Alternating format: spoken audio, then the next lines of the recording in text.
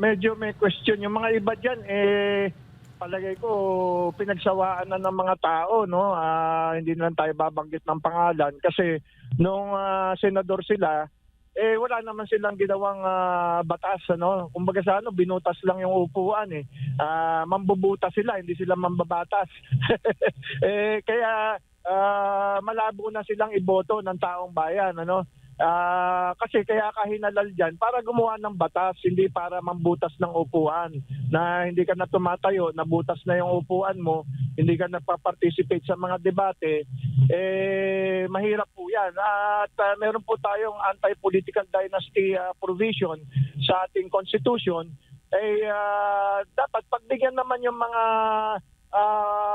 wala pang sinasabing karanasan sa politika, yung mga bago naman.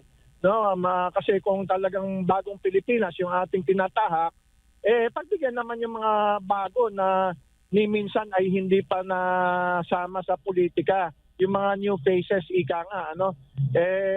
Katulad yan, si Robin Padilla, nagulat tayo lahat na magaling pala, no, matalino pala. Bagamat hindi siya nag-i-English, no, pero yung Tagalog niya, yung Pilipino niya, sa bagay, ang roots niyan, Bulacan, ano. Tsaka matalino,